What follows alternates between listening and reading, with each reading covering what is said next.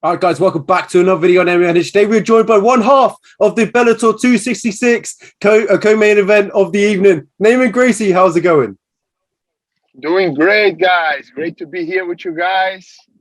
And let's talk about this fight. Exactly, you said it there. Let's talk about this fight, and I'm going to start kick things off with your opponent, Mark Lemminger. A very tough matchup, and I'm going to keep it, short and simple. How do you see this fight going? Submission, round one or two. Yeah, your opponent, Mark, has never been submitted, and you mentioned their submission. So it's clearly that's the plan. Are you looking to be the first man to submit, Mark? Yes, definitely. I fought many guys that never had been submitted, and I was the first one to do it. So I'm going to try to do it again on Saturday night.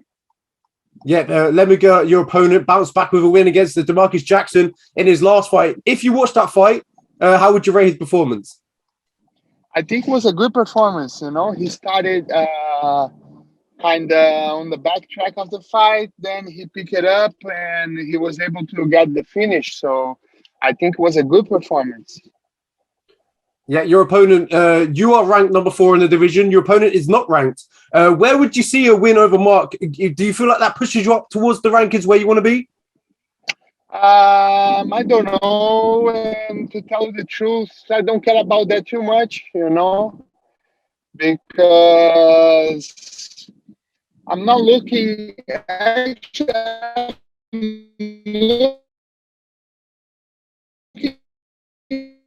to fight people ahead of rankings, but there is two guys that they even was on the ranking. Yeah, perfect. Didn't quite catch you there with the Wi-Fi, but we'll keep it swiftly moving on. We'll talk about the co-main event slot that You you're got in. it? Sorry. Yeah. Yeah, we'll talk about your fight. You are in the co-main event slot, and the main event of the evening is Phil Davies versus Yoel Romero, a big main event. So how does it feel for you personally to be a co-main event slot of another big Bellator show? Oh, it's awesome. It's going to be great, especially fighting in San Jose, which is a great place to fight. It's a big arena and a great card, and I can't wait. Yeah, you mentioned there that you are fighting in San Jose. Looking back at your previous fights, what was your personal favorite place to fight at? Hawaii. When I fought in Hawaii. What was there any reason for that? Because it's Hawaii, man. I don't need to say anything else. Come on. That's the best place on earth. I mean, I've never been to Hawaii, so it's hard for me to quite understand now. But I'm sure it's a great place. Yeah. Also, I fought in Madison Square Garden in New York, which was pretty cool too. So those two are my favorite places to fight. Yeah, as you mentioned, Madison Square Garden has that history behind it. So I presume that would have been a great pleasure to fight at. Yes, definitely. Well, someone who's fought at Madison Square Garden, Evander Holyfield, is fighting this weekend against Victor Belfort. What's your thoughts on that?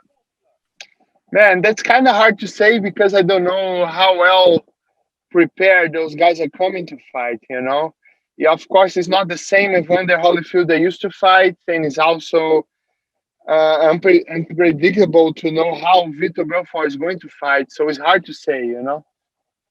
Yeah, also on that card, Anderson Silva takes on Tito Ortiz in a boxing fight. What else do you have any thoughts on that as well? I think Anderson is a favorite on the fight because he's a striker, but Tito is such a hard puncher that is also very unpredictable.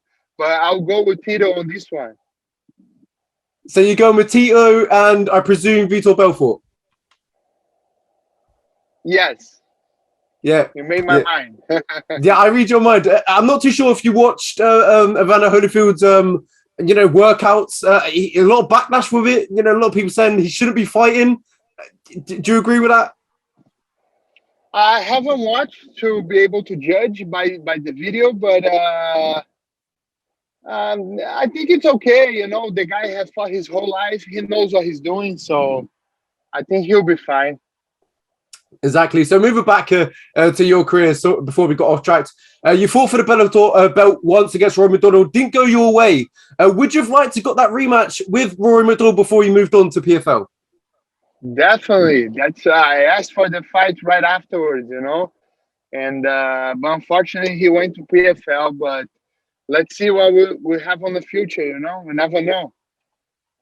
Oh, that would be an interesting matchup again in the future. A big learning lesson for you that night. I would love to see it happen again eventually down the road. Me too. Yeah, as I mentioned previously before, you do have that big Gracie surname. So with that surname, does there come a little bit of pressure? Not anymore. I've been dealing with this since I was a kid. So I've been fighting tournaments since I was 10 years old. So I kind of used to the pressure, you know. So I don't feel any pressure anymore. Yeah, you mentioned tournaments. My next question was about Brazilian Jiu-Jitsu tournaments. Which ones do you like to compete in? And also your family. So if the family got together, every Gracie, they entered the tournament together, who would come out on top? It's hard to say, but I think Roger Gracie will come out on top. He's the best one in jiu-jitsu. He's also the biggest one, and I think he'll beat the crap of all of us in jiu-jitsu. Yeah, I was surprised with that answer, to be honest. I thought you would maybe pick yourself. Maybe you'd like to back yourself. No. Roger is better than me. Yeah, where would Hoist come in this? I don't know. It's hard to say, you know, but he's definitely at the top over there. Yeah. Fantastic to hear you talk about your relatives. The name that Gracie, started mixed martial arts, UFC one, Hoist, paved the way for you, and now look at you shining. It's brilliant to see it. A historic name, and look at you now co-main eventing a Bellator show. It's fantastic to see. Yeah, that's awesome, and it's a pleasure for me to be able to represent my family and my uncles and the whole history behind it. And it's a pleasure to keep the legacy alive, you know. So I'm really happy by doing this. Yeah, moving back to the Mark fight, you said that you wanted a submission win. So all going well, you do get that submission win. Is there a name on the end of your tongue when you get on that mic after?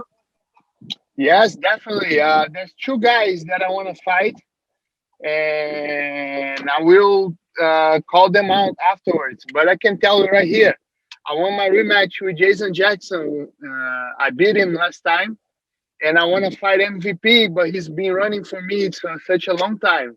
I've been calling this fight, and he's always hurt or he cannot do it. So either MVP or beating Jason Jackson again. Well, that's a perfect segue, into the next question. MVP is fighting your native Douglas Lima at O2 in London. What's your thoughts on that match, and who do you see coming out on top?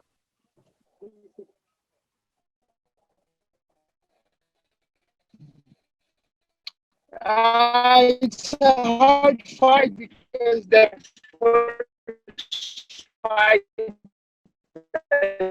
was actually